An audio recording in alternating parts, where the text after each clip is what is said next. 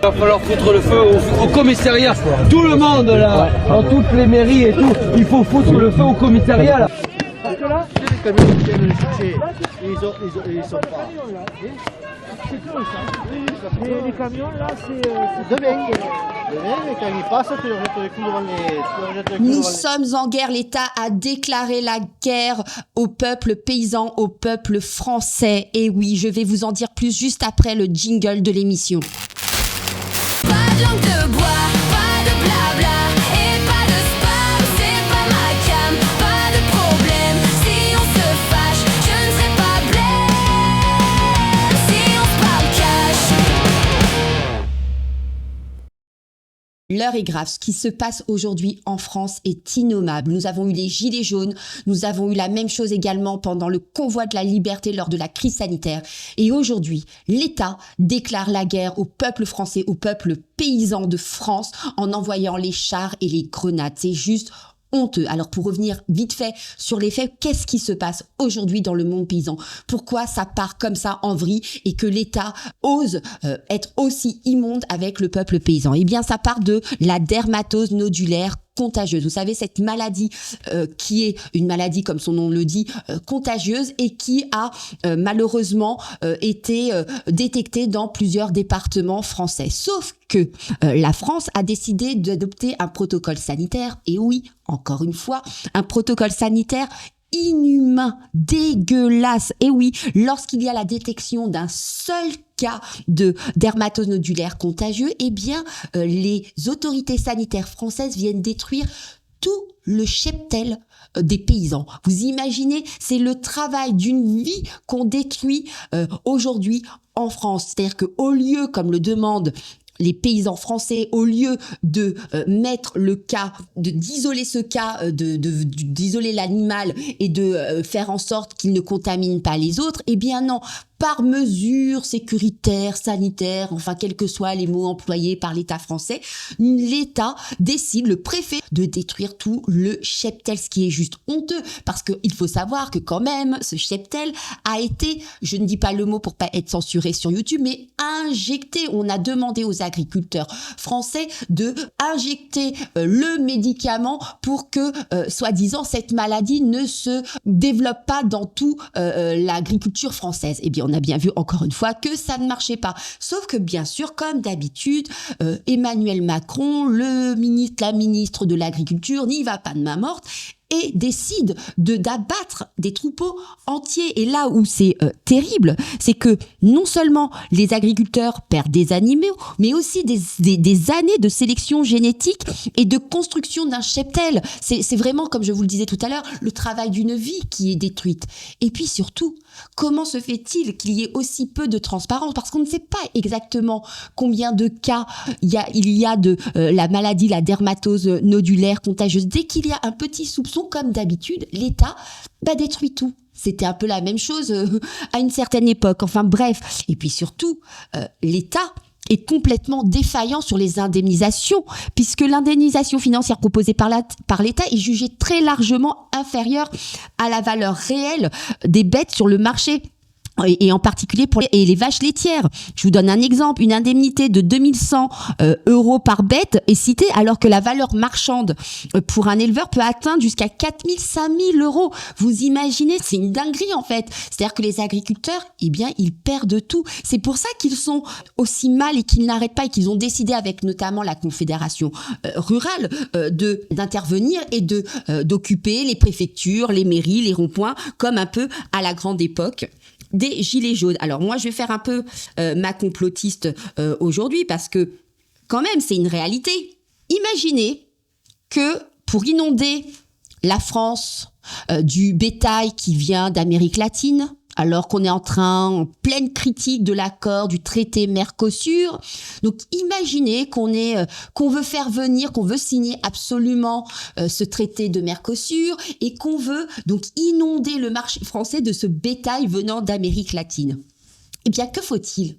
Tout simplement que les animaux qui sont élevés en France disparaissent. Alors ça peut vous paraître un peu bizarre, mais c'est pas si tordu que ça. C'est-à-dire à l'heure d'aujourd'hui où les paysans dénoncent ce traité du Mercosur qui va encore encore affaiblir l'agriculture française, l'État français décide de détruire le bétail français. C'est juste une honte et ça arrange évidemment, encore une fois, l'Union européenne. Alors, les agriculteurs qui effectivement n'ont même pas pour certains de quoi se dégager un salaire, parce que contrairement à ce qu'on nous sort en disant que l'Union européenne permet aux agriculteurs de vivre, ce qui est totalement faux, parce que ce qu'il faut savoir, souvent d'ailleurs mon ami Florian Philippot vous le dit, l'Union européenne nous coûte plus cher que ce qu'elle nous donne. C'est une réalité.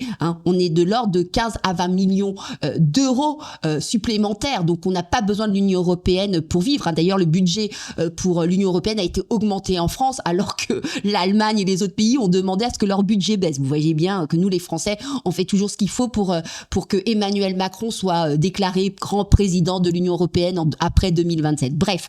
L'abattage total est la meilleure solution. C'est ce que nous disent les scientifiques dans un consensus européen.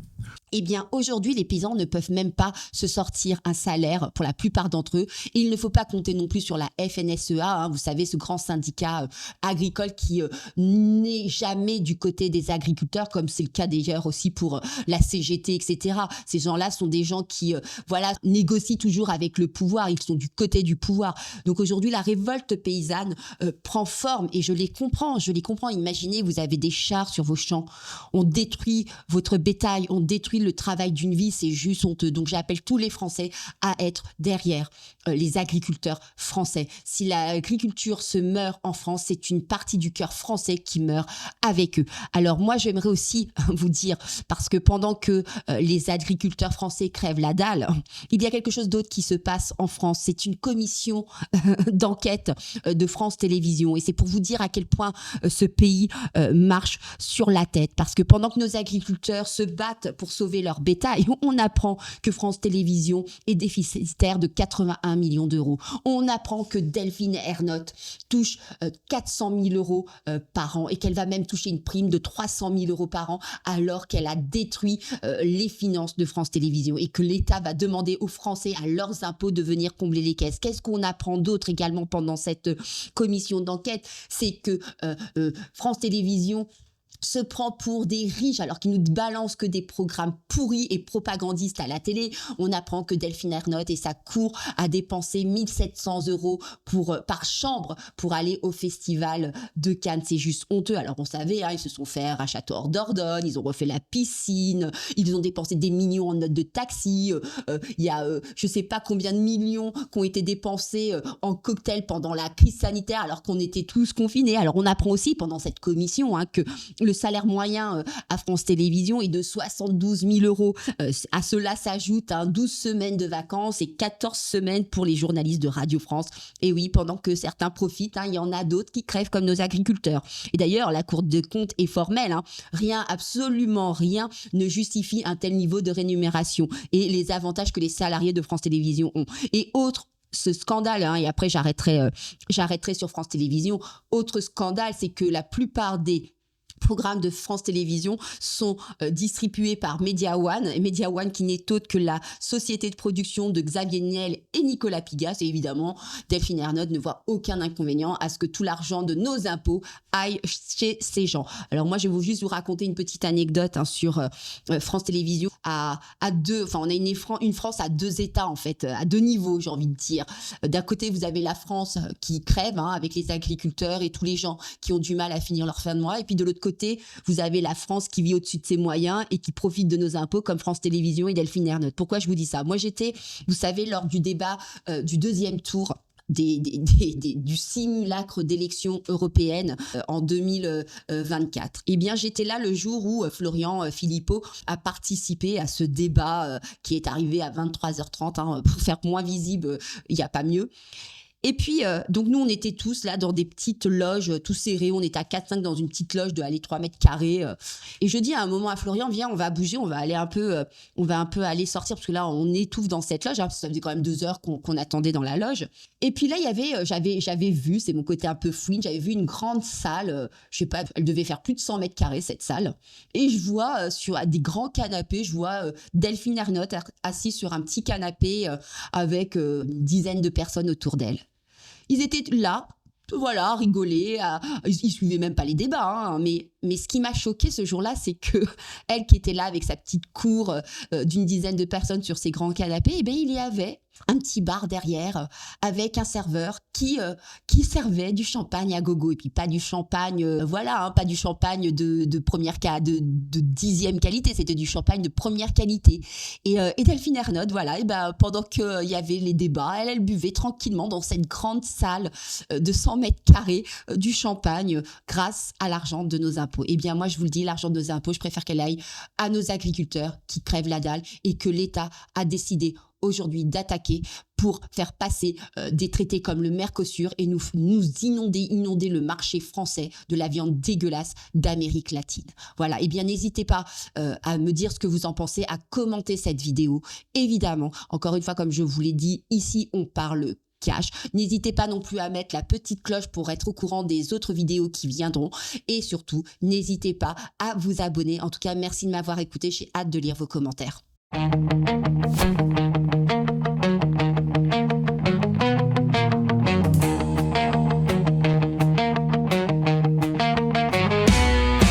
Là, vraiment, faut qu'on se parle et qu'on se parle cash.